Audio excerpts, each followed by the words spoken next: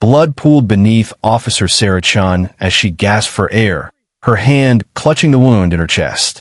The world was fading to black when a stranger's voice cut through her dimming consciousness. "Stay with me, officer.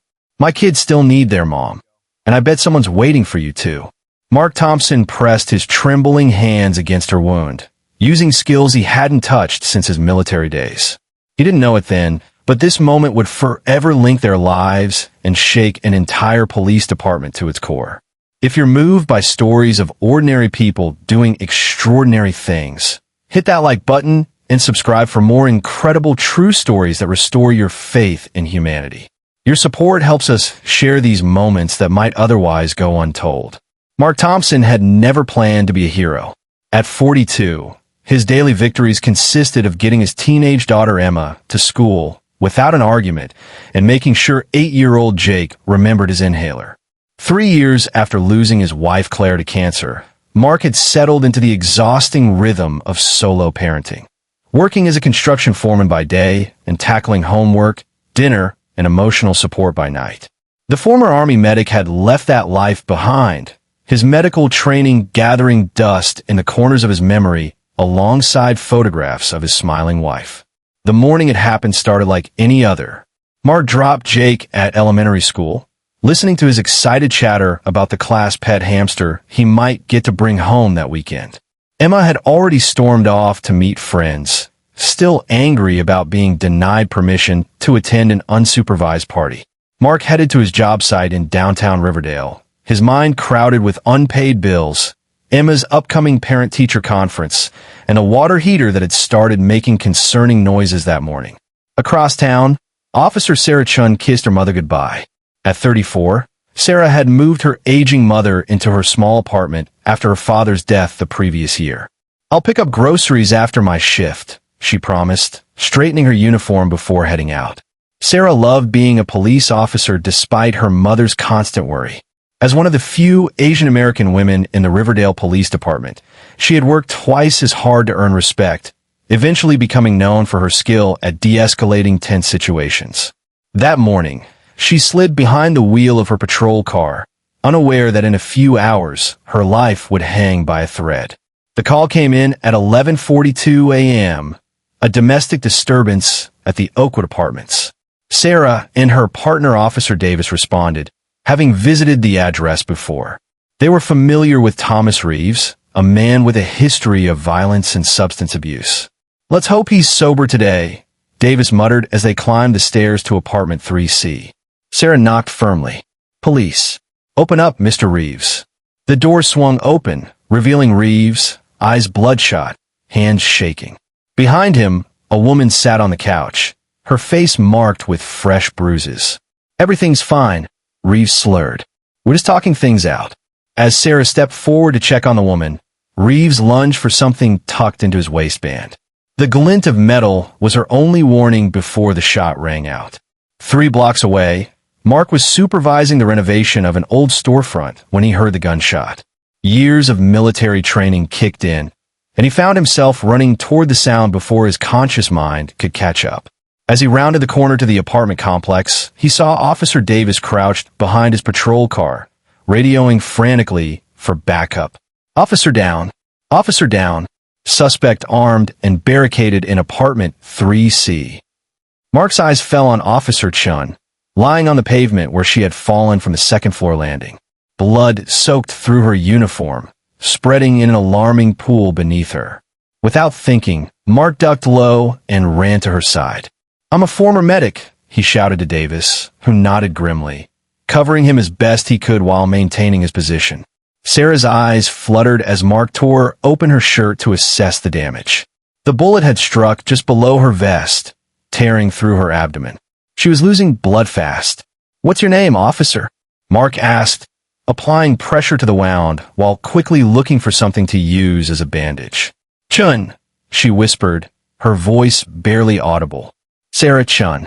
"Sarah, I'm Mark. I need you to stay with me, okay? Help is coming." He shrugged off his flannel shirt, folding it into a pad to press against the wound. "Tell me about yourself. Got family waiting for you." Sarah's lips trembled as she tried to focus on his face. "My mom. She's alone, Needs me? Then we better make sure you get home to her, Mark said firmly, though inside he was terrified by the amount of blood soaking through his makeshift bandage. The wail of approaching sirens grew louder, but Mark knew the ambulance might not arrive in time. Drawing on long-dormant training, he began assessing what else he could do to keep her alive. From the corner of his eye, he spotted a first aid kit in Sarah's open patrol car. Officer Davis, the first aid kit in the car, can you get it to me? Davis, still maintaining his position to keep the armed suspect contained, managed to retrieve the kit and slide it across the pavement to Mark. Inside, Mark found gauze pads, tape, and a quick clot hemostatic agent, a newer version than what he'd used in Afghanistan, but the principle was the same. Working quickly, he applied the clotting agent to Sarah's wound. This is going to hurt, he warned as he pressed down firmly. Sarah gasped, her back arching in pain, but the bleeding began to slow. For 12 agonizing minutes, Mark talked to Sarah continuously, keeping her conscious by asking about her mother, her job, anything to keep her mind engaged as her body fought to survive. He told her about Emma and Jake, about the hamster Jake might be bringing home. My daughter would probably roll her eyes at me right now, he admitted. She thinks I'm the most embarrassing dad on the planet. But you know what? I'd give anything to see that I roll again. So you have to stay with me because I bet your mom feels the same way about you. When the SWAT team arrived and secured the scene, allowing paramedics to safely approach, Sarah's pulse was weak but steady. The EMTs quickly took over, expressing surprise at the quality of emergency care she'd already received. As they loaded her into the ambulance, Mark stood back, suddenly aware of his blood-soaked hands and knees. Officer Davis gripped his shoulder. You saved her life. That's not something we're going to forget. At Riverdale General Hospital, surgeons worked for 5 hours to repair the damage to Sarah's liver and intestines. The bullet had missed her major arteries by millimeters. If not for the immediate trauma care she received, the lead surgeon later told Police Chief Wilson, Officer Chen would have bled out before reaching the hospital. Whoever helped her knew exactly what they were doing. Mark went home that night, showered away the blood, and sat on the edge of Jake's bed, watching his son sleep. He hadn't told his children what happened. How could he explain that he'd run toward gunfire, the very thing he trained them to run away from? Later, lying awake in bed, he kept seeing Sarah Chen's face, the determination in her eyes, even as her life drained away on the pavement. He wondered if she had survived the surgery. The next morning, Mark was preparing lunches when a knock came at the door. Opening it, he found himself facing 3 police officers, including Chief Wilson himself. For a moment, his heart stopped. Had Officer Chen died? Had they come to question him? Instead, Chief Wilson extended his hand. Mr. Thompson, we'd like to speak with you about what you did yesterday. Inside, as Emma and Jake watched wide-eyed from the kitchen doorway, the officers explained that Sarah had survived the night and was in stable condition. The surgeon says your intervention was textbook perfect, Chief Wilson said. Where did you learn those skills? Mark explained his background as an Army medic during 2 tours in Afghanistan. It's been years since I used any of that training, he admitted. I just reacted. Well, your reaction saved one of our finest officers, Wilson replied. Her mother asked us to find you. She'd like to thank you personally. He paused, studying Mark's modest home with its worn furniture and the calendar on the wall covered in children's activities. The department would like to thank you as well. What you did, running toward danger when everyone else was running away, that's the definition of courage. Emma, who had been silently taking in the scene, suddenly spoke up.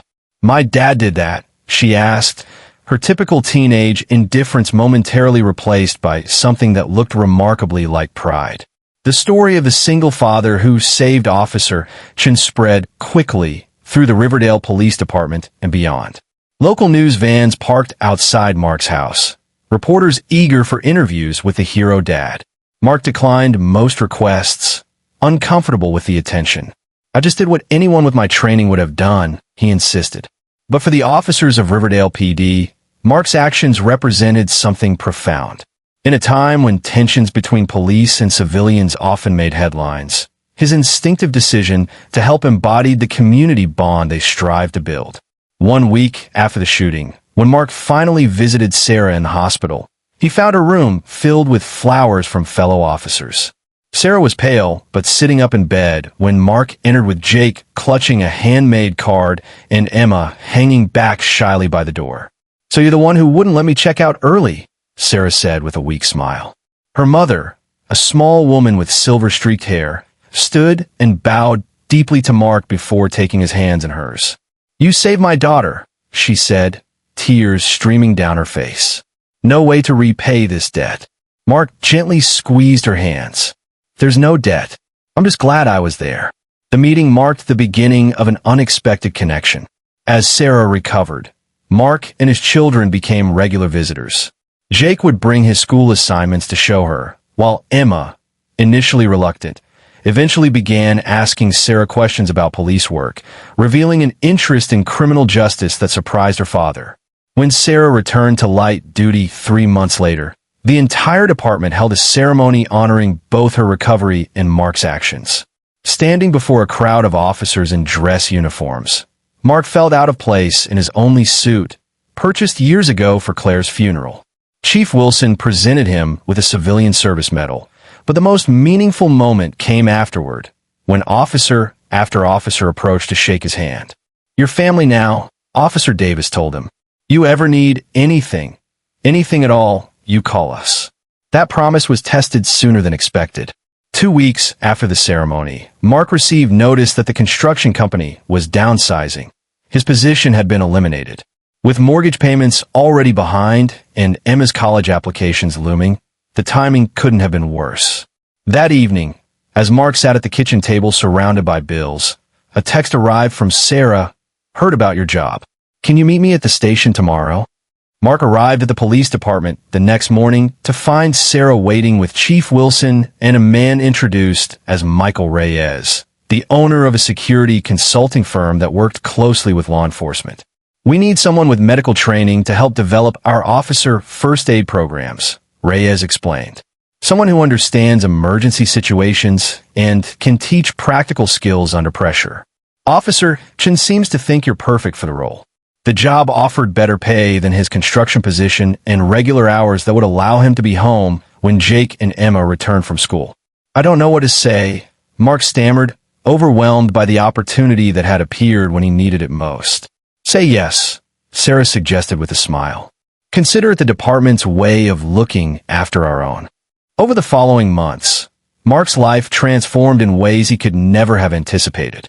The job with Reyes Security gave him purpose, allowing him to use skills he had thought belonged to his past.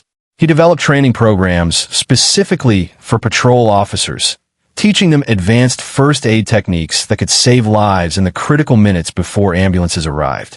Sarah became a fixture in the Thompson household as she continued her recovery. She taught Emma to drive when Mark's attempts ended in shouting matches. She helped Jake with science projects and cheered at his soccer games. When Emma was accepted to the State University's criminal justice program, it was Sarah who sat with Mark late into the night, assuring him that his daughter would be fine, that she was strong and smart, just like her father. On the 1-year anniversary of the shooting, the Riverdale Police Department held a benefit dinner to fund a new officer safety initiative. Mark watched from the audience as Sarah, fully recovered and recently promoted to sergeant, addressed her colleagues. "A year ago, I almost died on a dirty sidewalk outside Oakwood Apartments," she said. "I survived because someone refused to let me go, someone who had no obligation to help, but did so anyway at great personal risk." She looked directly at Mark as she continued. "That day taught me that the line between civilian and officer is thinner than we sometimes believe. We're all just people trying to take care of each other.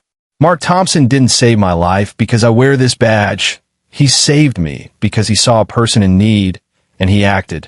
That's the standard we should all aspire to, in uniform or not."